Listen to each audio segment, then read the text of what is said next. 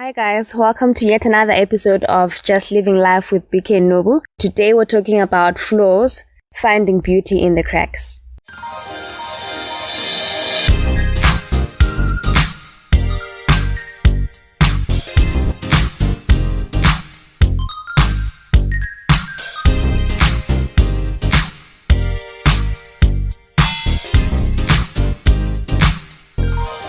I have a belief that when you're still single and you're still looking to get into a relationship, you should have a list of things that you would like for the person that you're going to be with to have.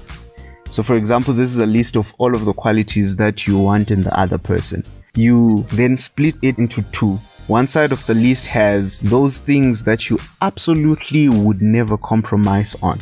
So these are the things that you absolutely want. And if a person does not have these things, then it's not going to work out with them. And then the other part of the list is qualities that you would want the other person to have, but there are qualities that you can compromise on as long as the person has the other qualities that you want. So if you were to choose the person that you want to be in this way, then you can be in a situation where you choose the person who you would be willing to live with, and who, whilst they may not have all of the things that you want them to have, you can be able to have a happy life with them. And that way you can live a life where you are not constantly trying to change somebody and make them into someone else that they are not. You remember last week we spoke about how there are some fundamental and core values that you shouldn't have to give up or to let go of, in essence, letting go of your identity for the sake of a relationship. But there are some things that people have by virtue of being human. There are some flaws that people have because humans are inherently imperfect. But what everyone who's getting into a relationship should do is to realize that no one can change anyone. Usually at the beginning of a relationship or during the subsistence of a relationship, maybe before marriage, people see some flaws that they don't think they can live with, or some red flags that they are conscious that these are things that might be a problem in the future. But for some or other reason, because people are in this bubble of love, people tend to let go of them in the hope that this person will change in the future. And I believe that is very dangerous. Should a person change in the future, then that's great. I've scored a ticket, more happiness for me.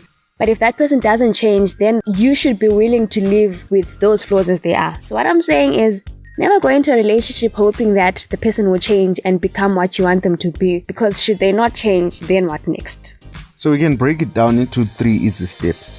First of all, every person has flaws and imperfections. Secondly, you can never force or change a person because you want them to change. Therefore, you must date a person whose flaws you can live with and even appreciate. True. When I was doing research for this podcast, I realized that there's a general consensus on what the idea of flaws are. So generally, flaws are blemishes or imperfections that mar the wholeness or the completeness of an object. But what I realized is that there's no exhaustive list of things that are flaws. No one can sit down and list all the flaws that are there. So essentially, flaws are subjective. There are some things that I think are flaws that BK doesn't think are flaws, and vice versa. And because flaws are so subjective, there's no one-size-fits-all method of how to deal with flaws, or how to handle them, or how to make the relationship work despite those flaws. And also, because flaws are subjective, you should not feel the other person is being unreasonable if there is something that they deem is a flaw and you don't deem as a flaw. Because people are different and our characteristics and our personalities are different, we're bound to view certain things in different light. So it's possible that there are some things that I think are trivial, and yet to my partner they are big and their relationship threatening. I should appreciate the fact that by virtue of being two different human beings, we view things differently.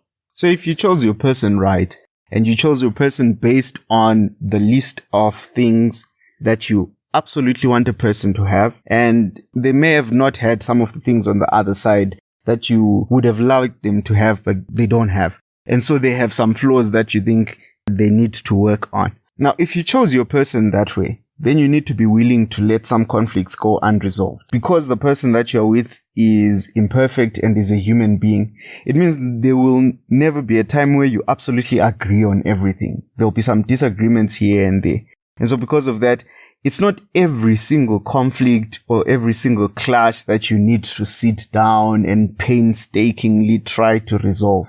Some things just need to be let go, they're not worth the peace and the happiness that you have in a relationship. Ultimately, your motto in a relationship should be live and let live. Of course, not on everything, but on those small things that you were willing to compromise on in the first place. Yes, I agree with that totally. So, like I said at the beginning, there's no one-size-fits-all method of how to deal with conflict. But I believe there are some 1 or 2 pointers that if anyone should adopt would go a long way in helping the tension that comes with flaws.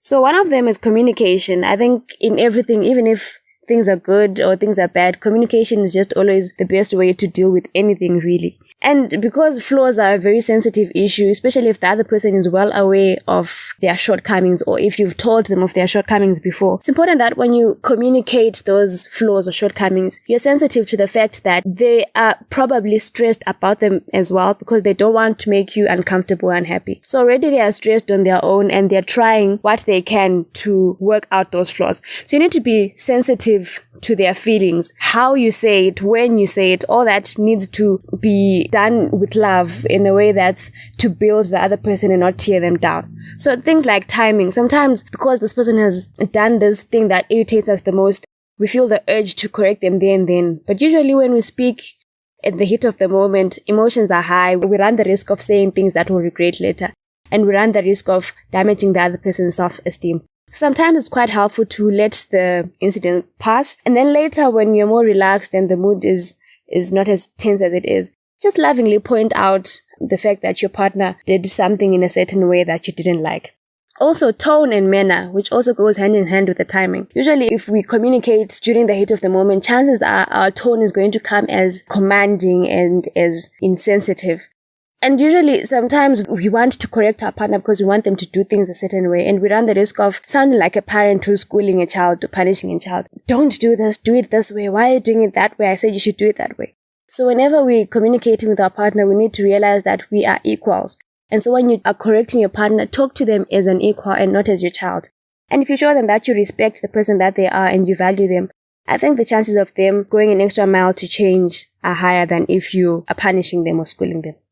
Another way to deal with flaws is to try and be lighthearted about those flaws. I know it can be a difficult thing for you to be observing certain characteristics that you don't like and be lighthearted about those flaws. But sometimes it actually does help. Yeah. If I realize that she's not very good with keeping time and I'm absolutely a nag about time, then we can joke about it sometimes. I can laugh at her about how she's not very good with time, or maybe how she's obsessively clean and she nags me about it at times. So it's really important to make sure that sometimes you lighten the mood, and it can be an easy way to communicate that thing that you're uncomfortable with without making the other person feel judged or feel pushed or feel like you're trying to change them and make them into somebody they are not. And then another thing is to focus on the good things. Remember that list I told you about in the beginning. The fact that you are with this person means there's a reason why you chose to be with them. In fact, you have a whole list of reasons why you chose to be with them. So there are some good things about them that you definitely like. And so sometimes when you get to a point where they're doing things that don't make you feel good or that you don't quite appreciate, remember all those good things and focus on the good. Even compliment them about those good things. Because sometimes the best way to change behavior is not to reprimand the bad things, but to compliment the good things. There's a book that I've read, also the 5 Love Languages. I'm sure most of us know about it. And one of the languages is words of affirmation. I believe that there is no person under the sun who does not like to hear that they're doing something right or that they're a good person. So what I'm saying is going hand in hand with what BK just said. Beyond just recognizing and keeping at the back of your mind that there are some desirable characteristics that your partner has, go the extra mile and affirm them and let them know that you appreciate them and that you see them and you see their effort and that there are some things that they're good at. Okay. Another thing that you might try out to make sure that you're able to deal with your person's flaws is wiping the slate clean daily.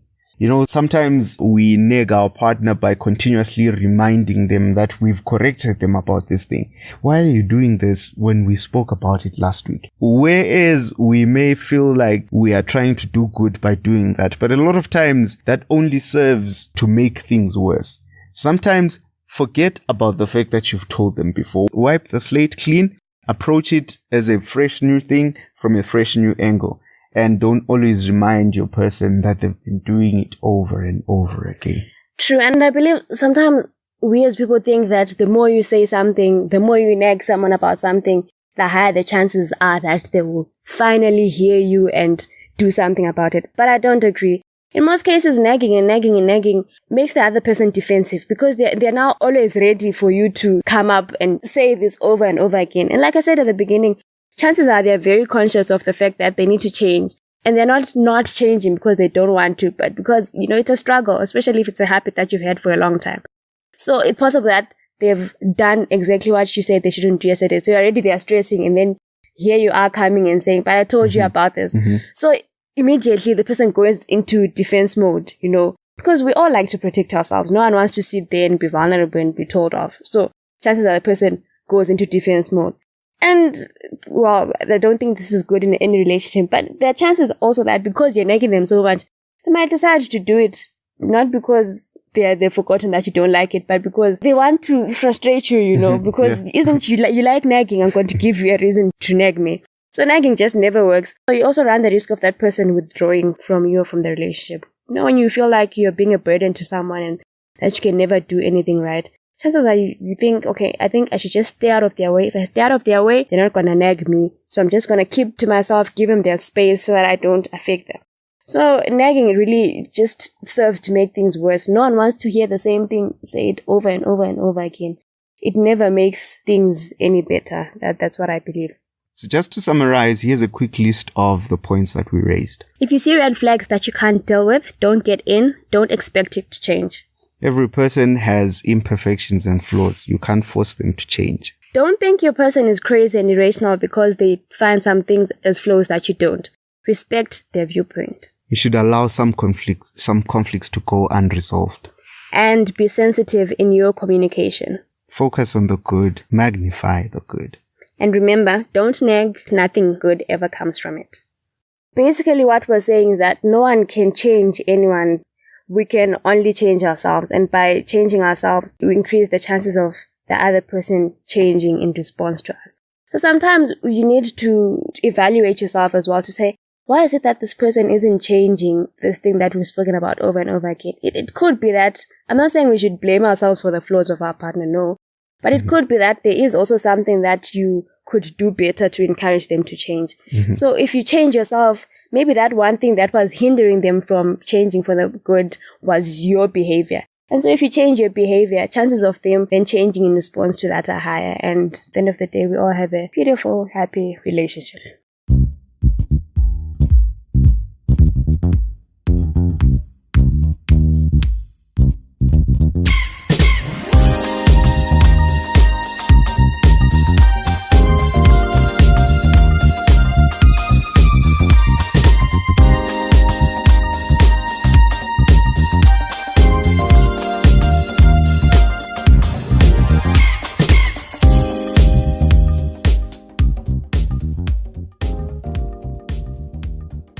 Thanks guys for tuning into this week's episode. We really appreciate your support. And on that note, we've reached 100 listens on Anchor for the first episode. Thank you very much guys for your support. Please continue liking and subscribing and tuning in each time. We have a YouTube channel as well. Please like and subscribe that. It's free, doesn't cost anything, just subscribe. And also keep on the lookout during the whole week for a couple of articles that we might post on our different pages and some things that we think might interest you. Please also like our Facebook page and leave a review. And you can also find us on Twitter at JustLiveAndLaughPC. Thanks guys. Until next time. Goodbye. Bye.